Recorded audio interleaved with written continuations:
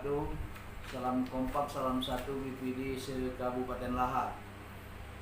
Pada pagi hari ini menjelang siang, saya selaku pembina dan penasehat BPD se-Kabupaten Lahad akan menyampaikan tentang pengertian tugas dan tanggung jawab BPD, pimpinan dan anggota BPD di Kabupaten Lahad khususnya. Merujuk Peraturan Menteri Dalam Negeri Republik Indonesia Nomor 110 Tahun 2016 tentang Badan Permusyawaratan Desa dengan rahmat Tuhan Yang Maha Esa, Menteri Dalam Negeri Republik Indonesia. Adapun tugas dan tanggung jawab BPD dalam hal ini terinci dari beberapa macam tugas yang wajib dilaksanakan oleh para pimpinan dan anggota BPD. Antara lain, satu, menggali aspirasi dari masyarakat. Menggali aspirasi itu dalam arti kita mengumpulkan atau mencari data apa yang ada permasalahan di dalam masyarakat sekitar yang kita wakili dari BPD di wilayah dusun tersebut. Kemudian menampung aspirasi masyarakat.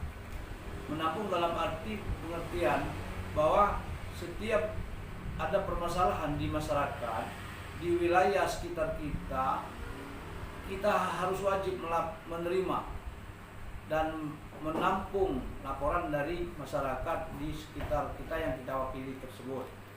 Kemudian yang selanjutnya, mengelola aspirasi masyarakat. Nah, setelah kita menerima dari penyampaian aspirasi dari masyarakat tersebut, kita kelola, dalam arti kita rapatkan di forum rapat BPD dan kita bahas, nanti kita bawa di musyawarah desa. Kemudian yang selanjutnya, menyalurkan aspirasi masyarakat.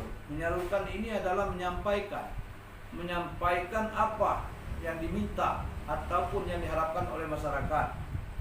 Kemudian menyelenggarakan musyawarah. Nah, ketika sudah poin ke-1, kedua, ketiga, keempat tadi sudah kita tampung, baru kita menyelenggarakan musyawarah desa, musyawarah BPD dulu.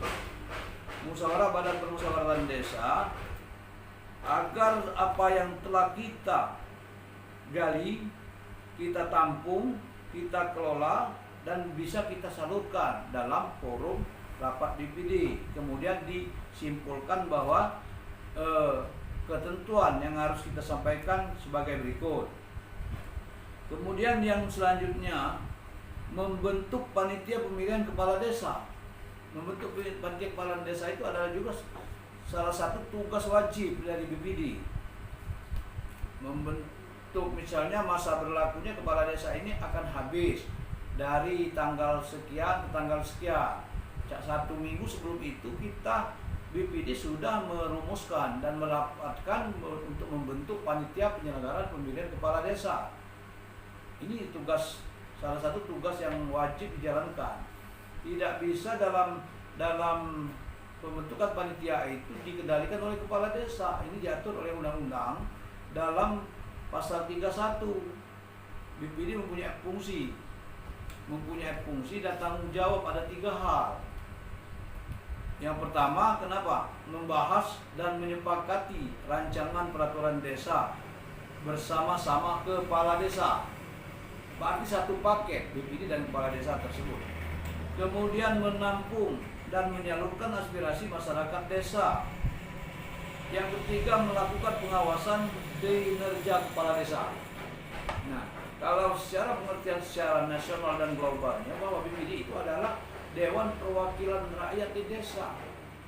Jadi sepenuhnya dia mewakili masyarakat untuk menyampaikan kritik saran kepada kepala desa dan mengawasi.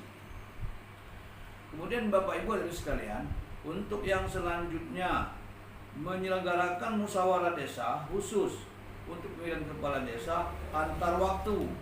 Nah, jadi kembali lagi yang poin selanjutnya tadi, bahwa ke BPD itu menentukan tentang pergantian kepala desa yang sifatnya antar waktu. Nah, Antara waktu itu dirumuskan oleh BPD siapa yang harus diajukan sesuai dengan aturan, petunjuk dan undang-undang.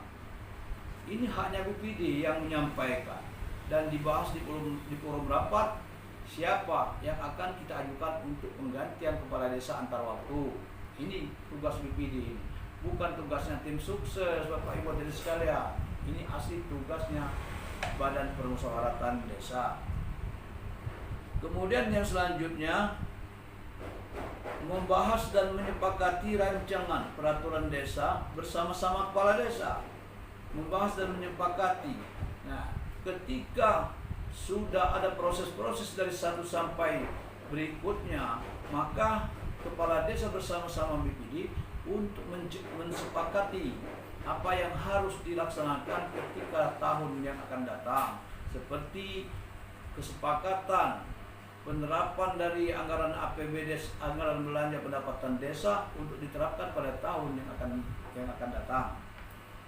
Kemudian yang selanjutnya, melaksanakan pengawasan terhadap kinerja kepala desa. Ini tugas BPD juga yang paling domain. Jadi Badan Permusyawaratan Desa itu sepenuhnya berhak untuk mengawasi tugas dan peran kepala desa. Kalau ada pembangunan yang tidak sesuai, tidak masuk di akal, apalagi terkesan asal-asalan pura-pura jadi, tidak sesuai spek, tidak sesuai standar nasional. Nah, ini hak BPD. Bila perlu di stop pekerjaan itu, jangan dilanjutkan. Kalau kepala desanya masih mau melanjutkan, silakan dilaporkan. Ada aturan hak dan tugas BPD. Kemudian melakukan evaluasi laporan keterangan penyelenggaraan pemerintah desa, dan seterusnya menciptakan hubungan kerja yang harmonis dengan kepala desa dan masyarakat desa. Itu saja Bapak Ibu dan sekalian pernyataan untuk hari ini, bahwa tugas dan BPD sudah jelas diatur dalam pasal dan undang-undang Kementerian Dalam Negeri, pasal 31 Undang-Undang Nomor 110 tahun 2016 tentang tugas dan tanggung jawab BPD, Badan Permusyawaratan Desa. Terima kasih, selamat siang. Billahi taufiq wal hidayah. Wassalamualaikum warahmatullahi wabarakatuh. Salam satu, salam kompak BPD kuat. Terima kasih.